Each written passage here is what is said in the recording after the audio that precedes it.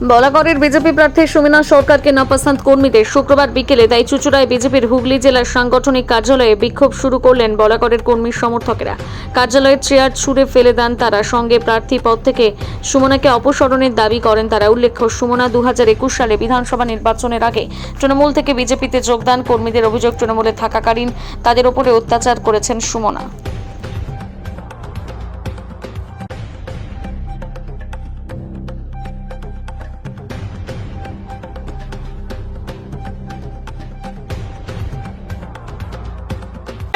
সুমনা সরকার 18 সালে 157 আমাকে পিস্তল ধরে ঘরের ভেতর নিয়ে গিয়ে পুরো ছাপা ভোট করে আমাকে বলে তুই ছোট কাছে ফুটিয়ে দেবো। আর সেই সিজন আমার সরকার কেন হলো, আমি কি করে ভোট দেবো?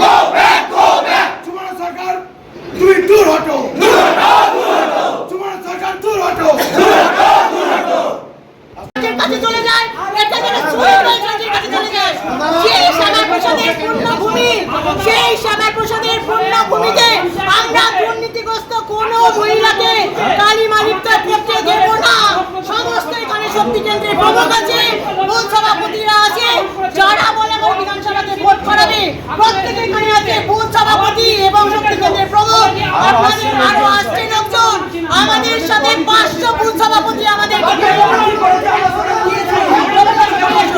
আজকে বাংলার পূর্ণভূমি, সেই সমাজ পরিষদের পূর্ণভূমি আমরা নিশ্চিততা করি না।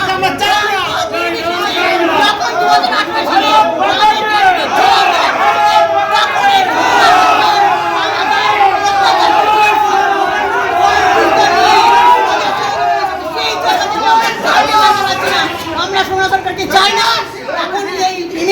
নরেন্দ্র মোদীর কাছে আমাদের এই কথা পৌঁছে যাবে।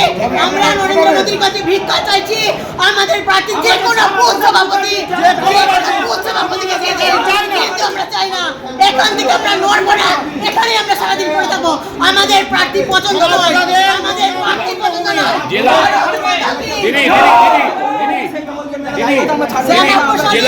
জেলা অফিসের উপরে রাখ কেন? জেলা অফিসের উপরে রাখ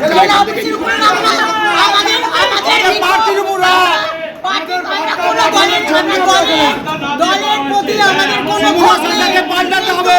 আমরা এই পার্টি অফিস থেকে জানাতে চাইছি যে নরেন্দ্র মোদীর দরবারে কেন যায়, সুনীল বানসালজির দরবারে কেন যায়, সুনীল ভট্টাচার্যের দরবারে কেন যায়। আপনাদের দলই তো টিকিট দিয়েছে, আপনাদের দলই তো সুমনাকে টিকিট দিয়েছে। আমাদের দল দিয়েছে, সমস্ত রাজনীতি সবাই আছে, কিন্তু সব রাজনীতিবিদ খারাপ হতে পারে না। যেমন টিএমসির হতে পারে না, তেমন বিজেপির হতে পারে না। যেমন এখানে কিছু কিছু রাজনীতিবিদ আছে যারা এই কাজটা করছে, যেখানে নরেন্দ্র মোদী কিচ্ছু জানে না, যেখানে সুনীল বানসাল কিছু জানে না, যেখানে শ্রমিক ভট্টাচার্য কিছু জানে না, এখানে আমরা মানছি না। আজকে দেখুন যে সুমনা সরকারের নামে লিস্ট বেরিয়েছে, সেটা লেখা আছে এই সুমনা সরকার, সে এই বৈবাহিক সূত্রে সে কিন্তু সপ্তগ্রামে থাকে। সে বলে বেড়াচ্ছে সে পূর্ণ বলাগড়ের মাটির জন্মটা বিয়ে হয়েছে, জন্ম আমার এখানে। আপনার নামটা কি দিদি? আপনার আমি জেলা, আমি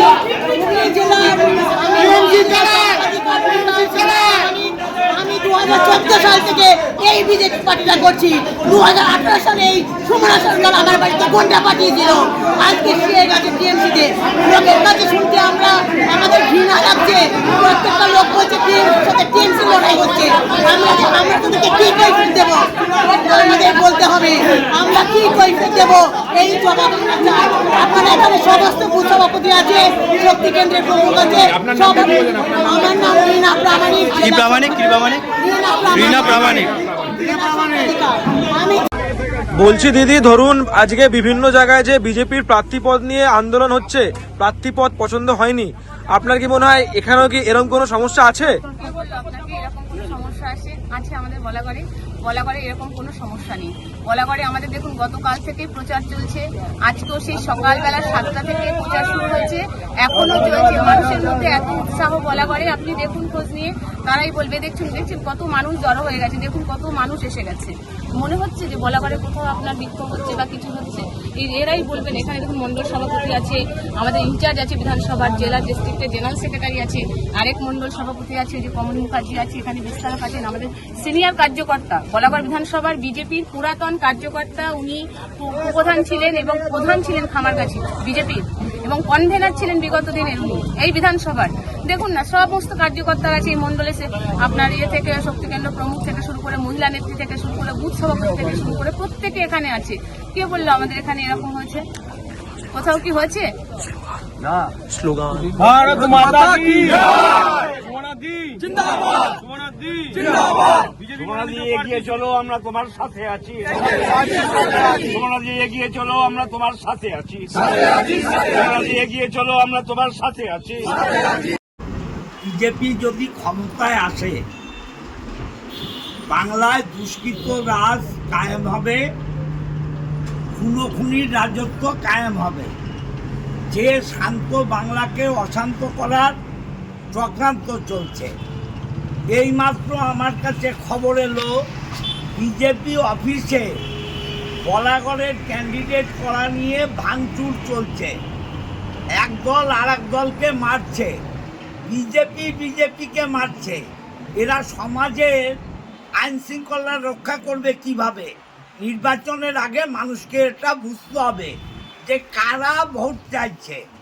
এই দুর্বৃত্তদের ভোট দেয়া, অরাজকতার রাজত্ব কায়েম করা।